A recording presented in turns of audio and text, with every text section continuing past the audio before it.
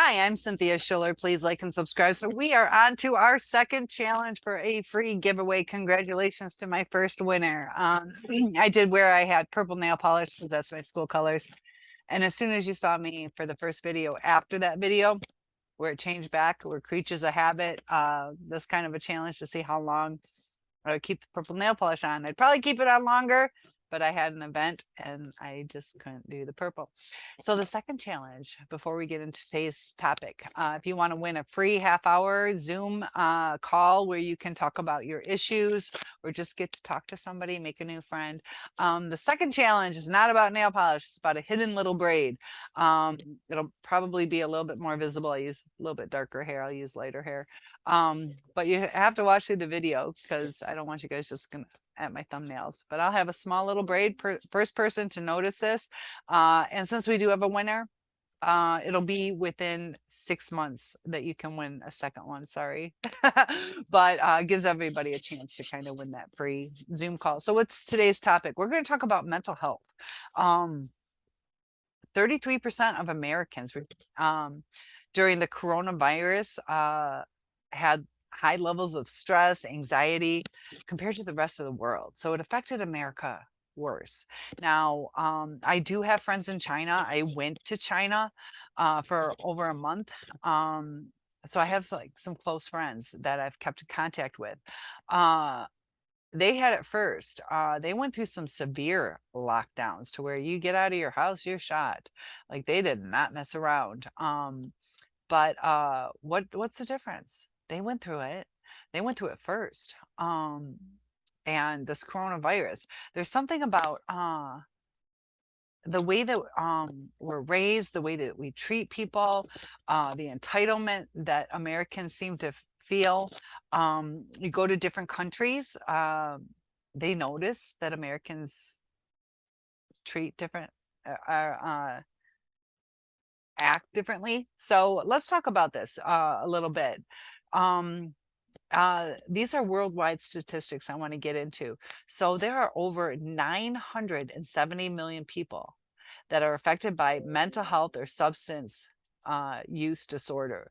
So we're going to talk about the states with the highest mental illness and some of the characteristics of that state based on my knowledge. So mental health issues are the leading cause of disability across the globe. If my recollections are correct, because you know how we hear things through the grapevine and things I've seen, I don't remember the sources. This was years ago, but you can get Social Security based on a disability of anxiety. You can get things like if you have bulimia, eating disorder where you eat too much and you purge, throw it up. You can get food stamps. I believe you might even be able to get disability on that. I'm not quite sure, but it's debilitating. It affects the ability to function. So we just came through this pandemic. It's still going on.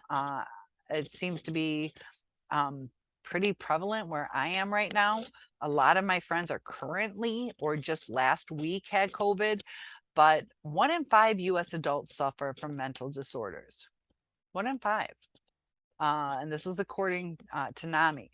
So that's 51.5 million, roughly 20% of Americans that have experienced these mental health problems. So 1 in 5, and we're trying to move on, find a new healthy relationship. We're also kind of starting to be in that little pool of CPTSD, post-traumatic stress disorder complex, where we went through prolonged periods of abuse, the narcissism, the borderline, the schizophrenia. And this is the thing, back in 2019, 5.2% of the population have dealt with serious mental illness. There are different severities. So these disorders account for 1 out of every 8 visits to the emergency room. That's about 12 million visits a year. It's a pandemic. We're going through a worldwide COVID pandemic, hopefully on the outskirts, but this mental health, um, 16% of it is in New Jersey, Hawaii, and Texas. I'm sorry, with 16%, New Jersey, Hawaii, and Texas. Those are the states with the lowest mental illness prevalence. And Hawaii is a beautiful place. Texas. I've been to New Jersey, where my grandparents lived there. They hated it. What was it? My grandparents are not religious. I think it was something to do with that. They had too much religion pushed down them in their area. And they're very against that. That's them. I went there for cheer camp in college. It seemed very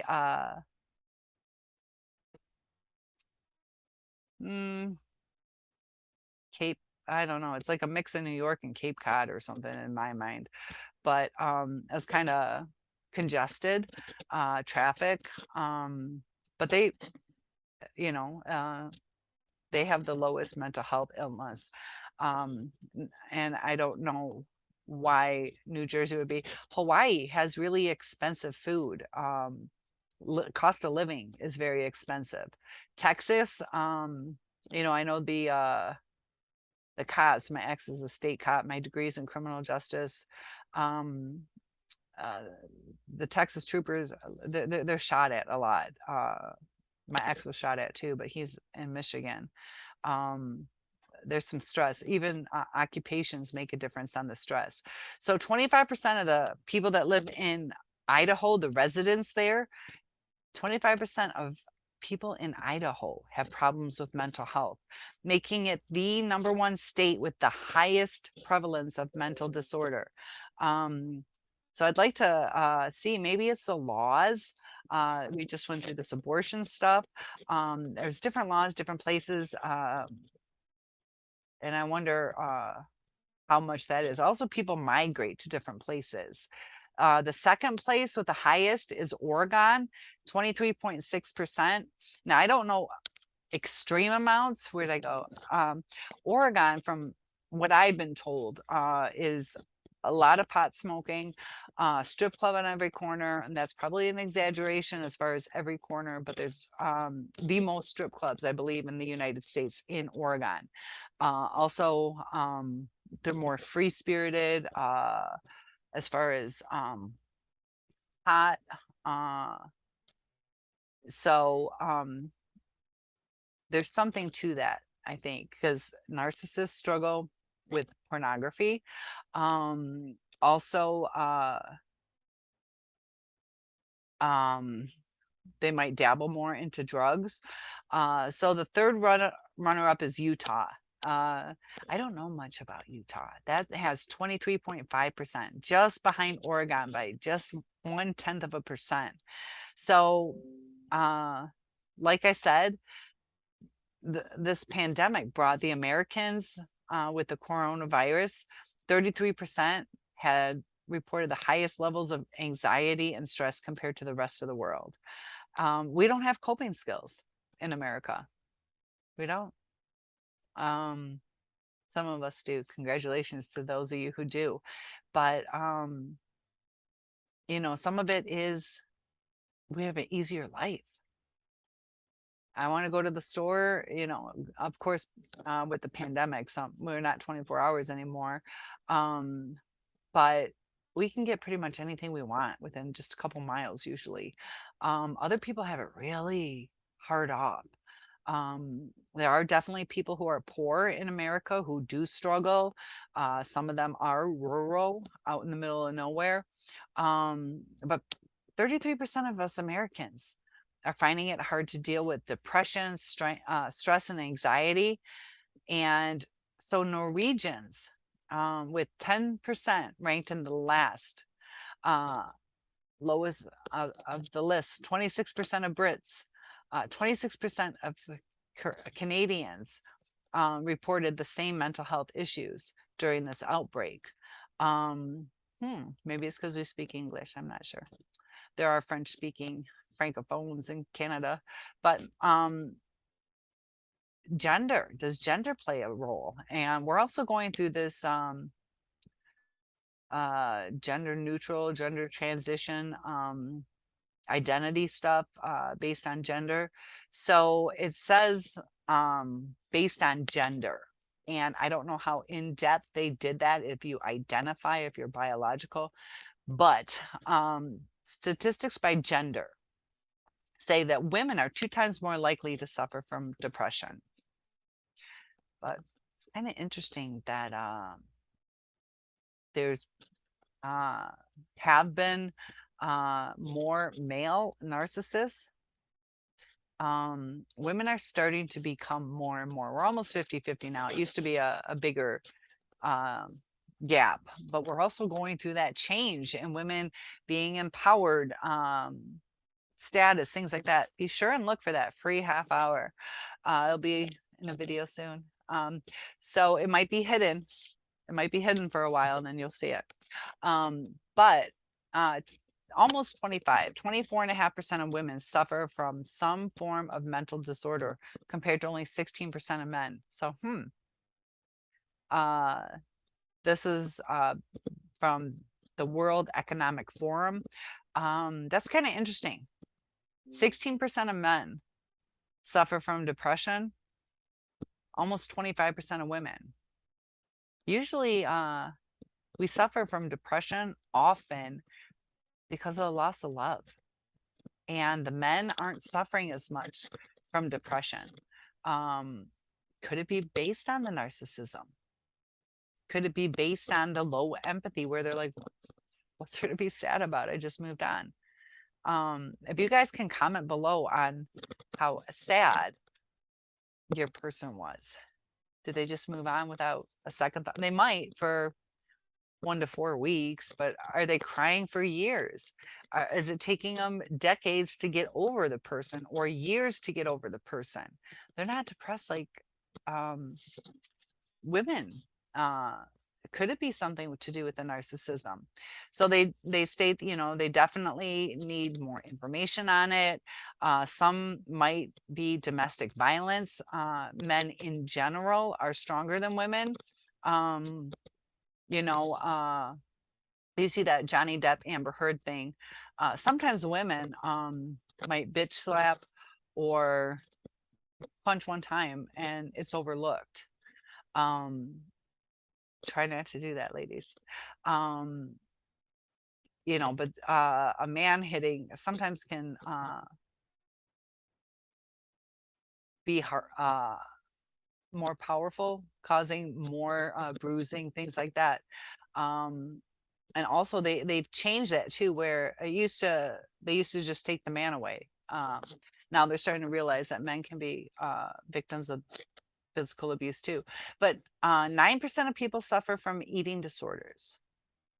And this is based on the most recent global mental health statistics in America.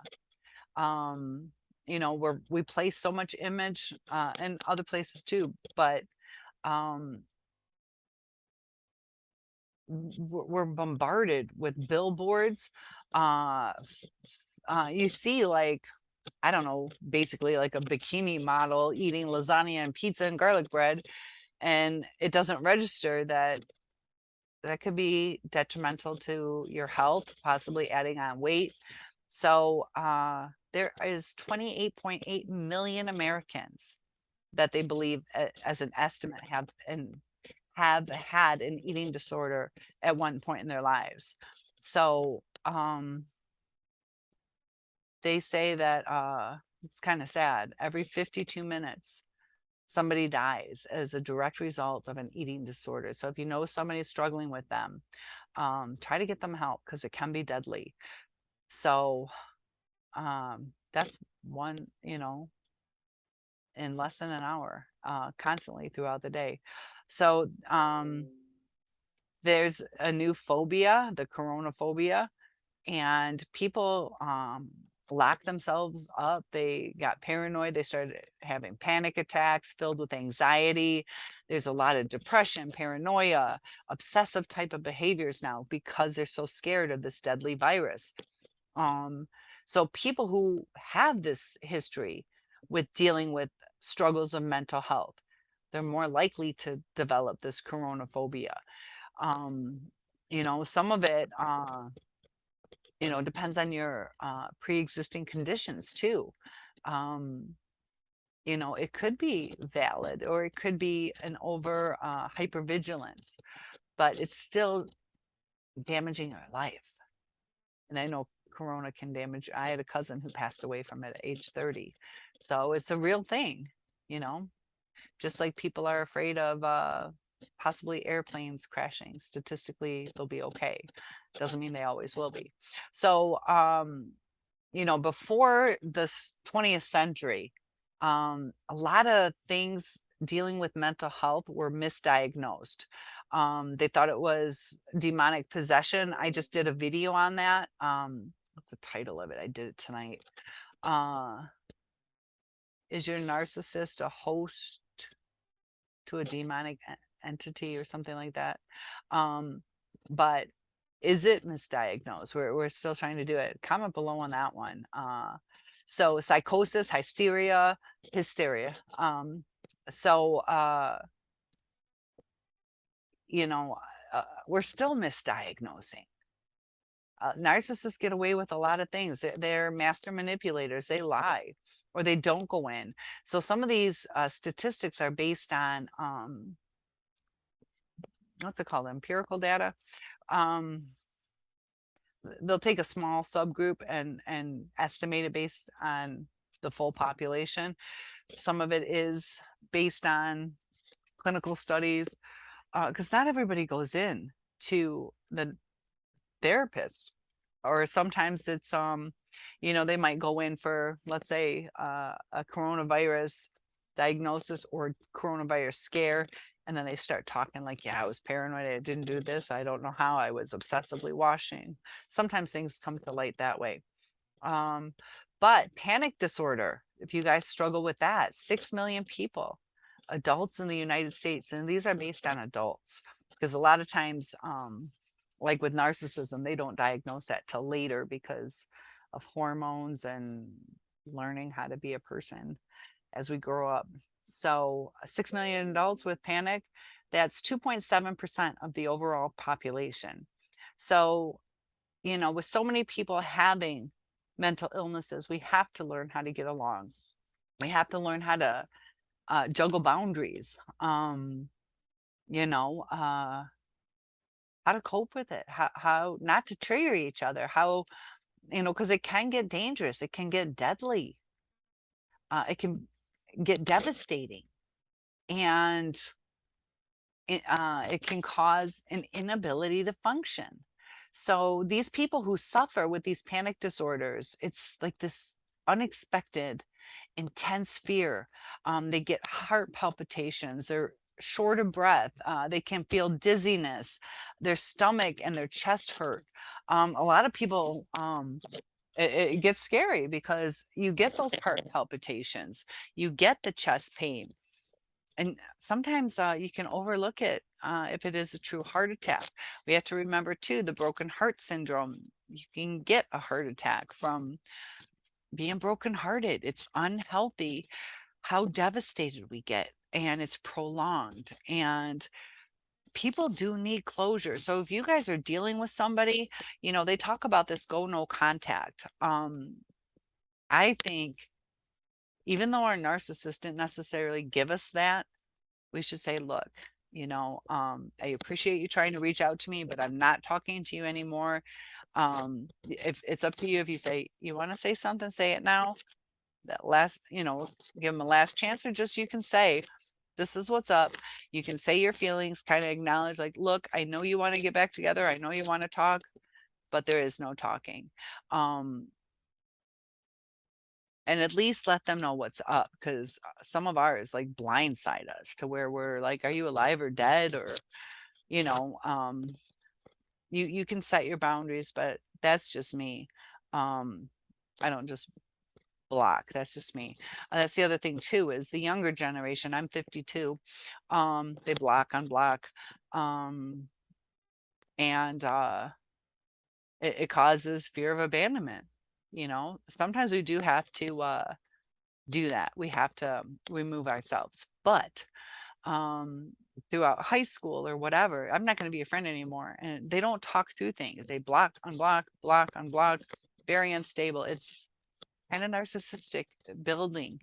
And it's a coping mechanism, and it's a one-sided coping mechanism. So there are actually over 200 different types of mental illness. So that's definitely something to think about. 2.8% of Americans are bipolar, and that's a mood disorder. So that's different than borderline personality disorder. They have a lot of things in common, but bipolar is more prolonged. They can have depressive or manic episodes for long periods of times, days, weeks. And borderline can be hour by hour that they'll flip between these moods. So that's one key difference if you're trying to figure things out. And it's on top of the list of mental disorders. It's a very serious condition. 83% of bipolar cases are classified as severe. So if somebody is bipolar, it's most likely severe, 83%. So there are 48 million Americans that have some type of anxiety disorder. Are we creating a society filled with people with mental illness? Because when we went into this relationship, were we bringing a mental illness with us, or did our narcissist create the depression, the CPTSD? They definitely escalated it. So 19.1% of adults in America have these anxiety disorders. An example of that would be a panic disorder, social anxiety, where you don't like hanging around people, general anxiety. There are different kinds of phobias that people go through, and that phobias, they can be from spiders, they can be from if you have peanut allergies, you're scared of that, bees, being raped, being this, being whatever it is. You know People just have phobias that affect their lives. They become obsessive over things. And it's you there's 15 million that deal with SAD. What is SAD? That is a social anxiety disorder. 15 million. One of my very good friends has this, and she doesn't like being around people. Sometimes it's because, people screw people over. People can be violent. The noise. So she just says that she grounds herself to her beautiful place, has lots of property by, can't remember, she said 11 or 12 o'clock noon. So she has to go, basically does her shopping in the morning, and I think it's 11 or noon.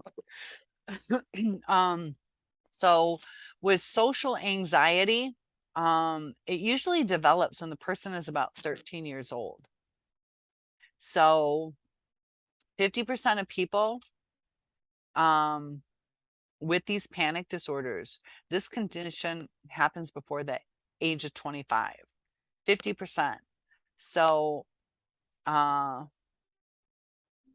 it's twice as common among women than in men. So maybe this possibly could be because women are more repressed. In America, not as much as other countries, but it's like a loss of control. And we don't have, we have a lot of control, but we don't have as much equality. Income equality, we're starting to get more things, but a lot of times even it's women are still usually the caretaker or the go-to. And are we giving ourselves enough rest, enough self-time. We need to be able to bond with people, not just our spouse. We need people in our lives. Um, Almost 8%, 7.8%, nearly 19.4 million Americans have MDE. MDE is major depressive episodes, and this is a lot higher among adolescents. So they think close to 3.8 million teenagers who are between 12 and 17 have that major depressive episodes. And that's kind of something to be aware of, with the bullying and uh wanting to fit in.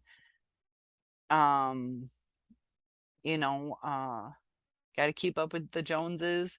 It's a little different in different countries. uh 6.8 million Americans have something called GAD. That's a general anxiety disorder. And that was indicated by mental health statistics back in 2020.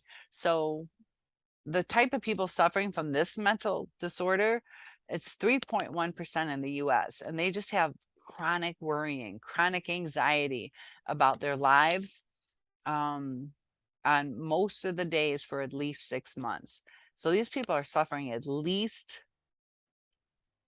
almost every day for 6 months. Can go on longer than that too.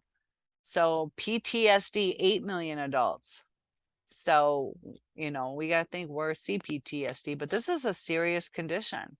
If somebody has either experienced, and it can even be witnessing a traumatic event, victims of sexual assault are 49% more likely to develop PTSD.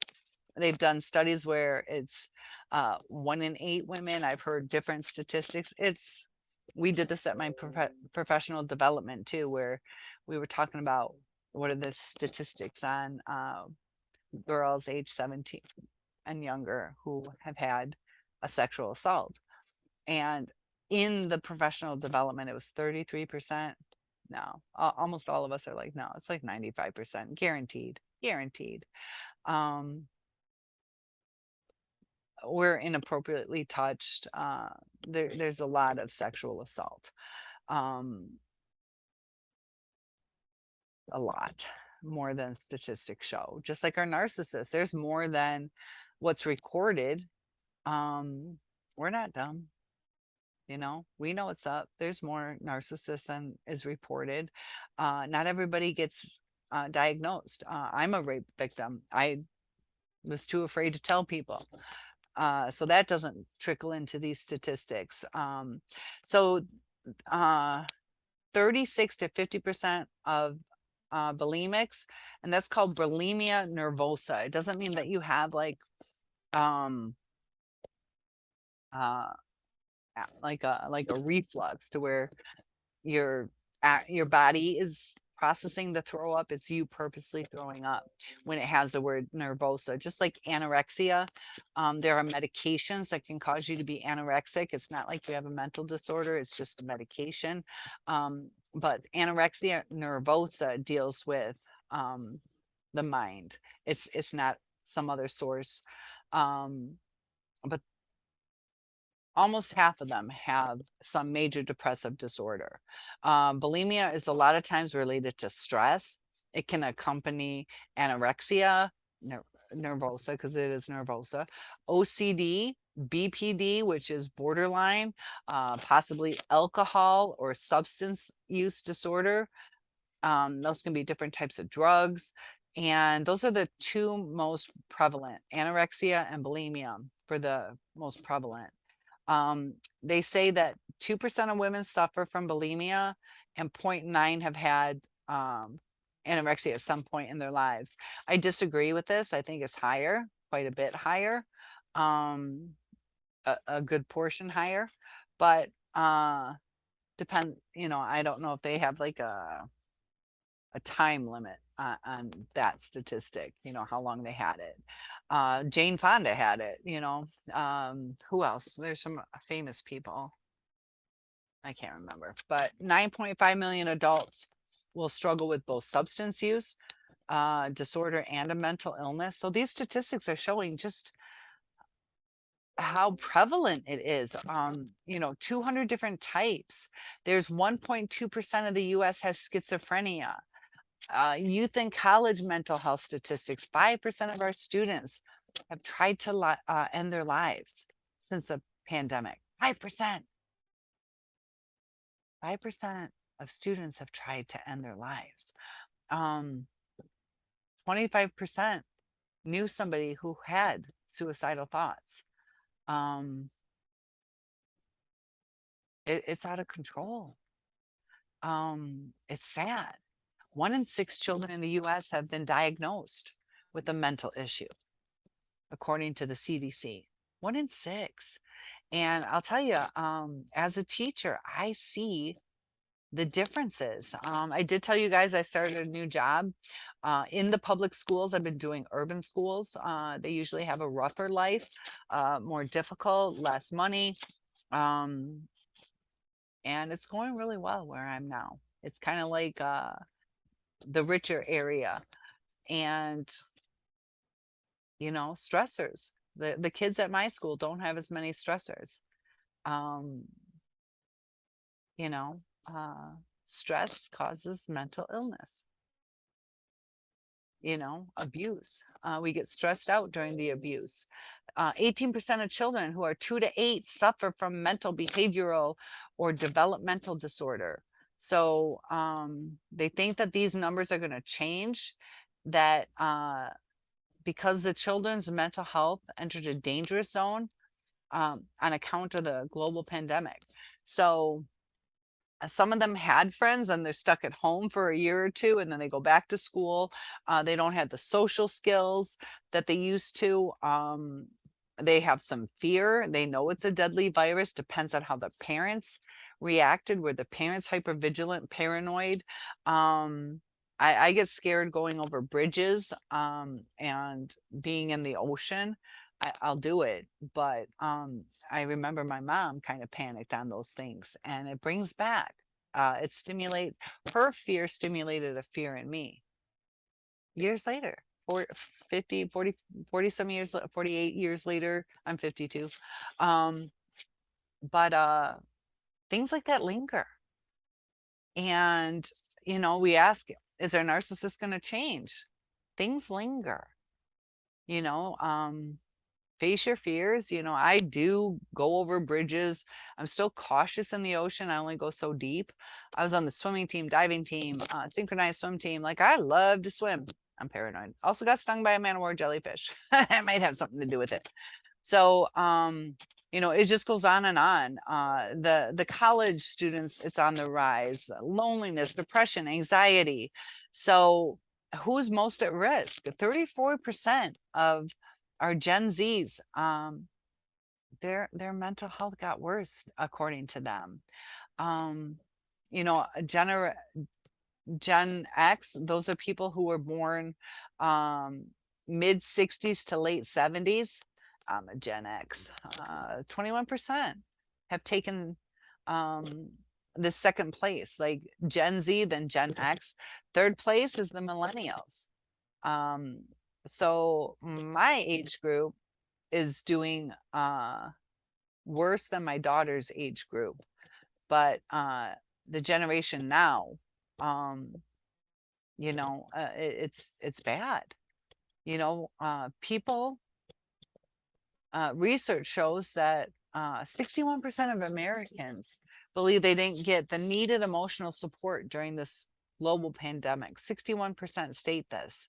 So, Utah, 6% of their citizens have reported suicidal thoughts. If you guys are from Utah, tell me what your state is like. I wonder what is going on in Utah. I'm assuming maybe it's more rural. There's not the resources, possibly.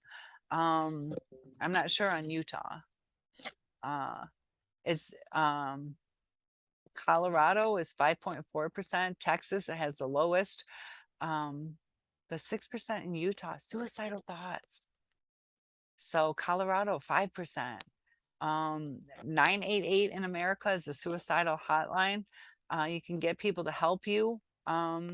It's the 10th leading cause of death in Americans of all ages.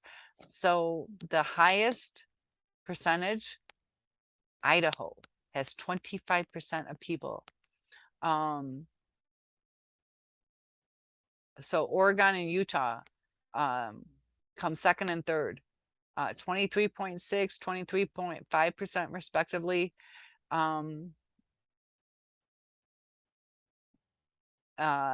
So LGBT, they didn't add the Q in here, but they are over 2 times more at risk for mental health disorders.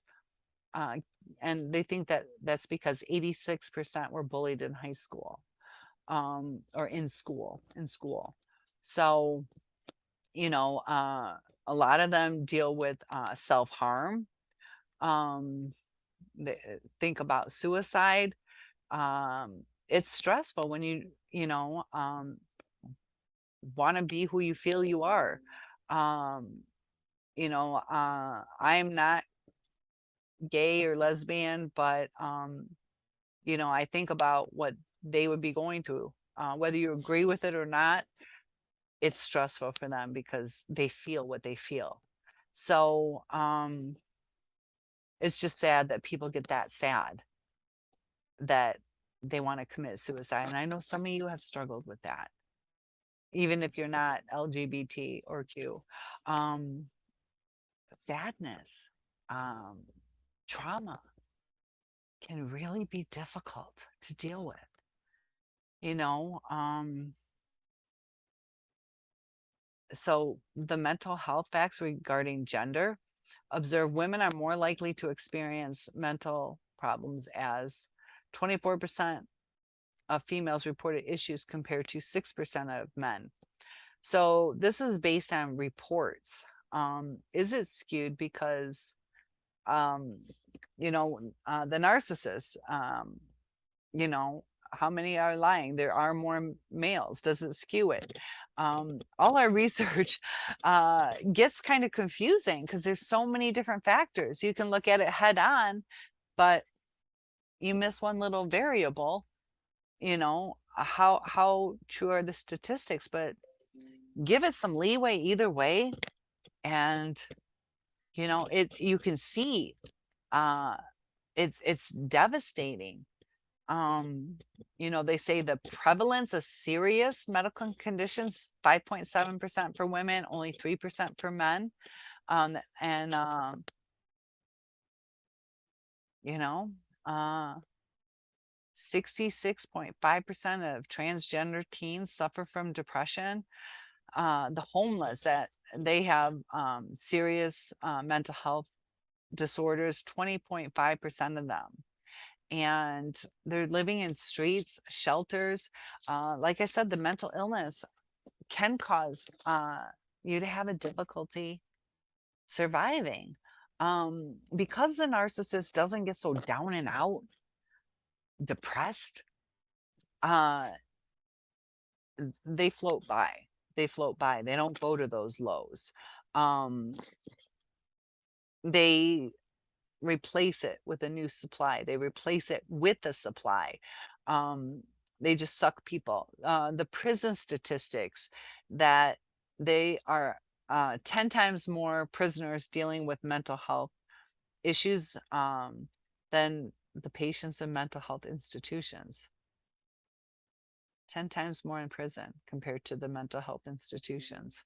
So we're locking our people up. They eventually get out, sometimes, not always, depends on the thing, but they're back into society. And most common illnesses include depression, bipolar, schizophrenia. If you're schizophrenic, I just did a video how, yeah, you can hear voices to kill people or to do certain things, to burn a house down with people in it, things like that. So even the coronavirus, the people that were inside the jails and the prisons, that started dealing with their mental health. And just the butterfly effect, somebody's affected mentally, they're in this institution attacking each other, being paranoid, not knowing what's going to happen. They get out in the world and they have post-traumatic CPTSD now. It's just a trickle down. Everything is just falling apart. Um, how do we handle it? What do we do? We're dealing with some mental illnesses that are hard to understand, like our narcissist, um, and some mental illnesses we understand more, but the triggers can go unseen. And people like to hide um hide things. It's interesting too how there's so many similarities between um the the way that you're treated, uh the gaslighting, word salad. It's um like a full bouquet. It's not like one little type. It's not just mine used word salad. What did yours use? Yours used cheating. What did yours use? Oh, lying. What did you? No, it's all like mixed in. Mine weren't physically abusive, um but I could it have gotten to that point, you know maybe not, but you need 5 out of 9 traits. There's probably um a few cocktails of the abuse, but there's so many similarities. They might just be missing 1 or 2 ingredients. But you and I, if you guys are struggling with narcissistic abuse, could share our stories. We can, I did that too. He did it this way or she did it this way. But there's going to be so many similarities. And same with psychopaths and child predators, like how they go about things. It's um almost predictable. Like they're using they're studying they're studying brain scans and criminal activity. Can it predict who's gonna commit a crime? I just thought it was really interesting. Just wanted to say congratulations to my winner. Stay tuned. I don't know when it's gonna be. I won't make it too long, but yeah, I'd like to meet you guys. So one-on-ones are available. Those are for a fee that I will help you through. Comment below. I'll make videos or respond by commenting, texting you back. And why not win a free half-hour Zoom? Or you can just call. Like, it doesn't have to be, you'll see me if you do a Zoom call. It's up to you if you turn your camera on. So good job today, guys. And I'll see you soon.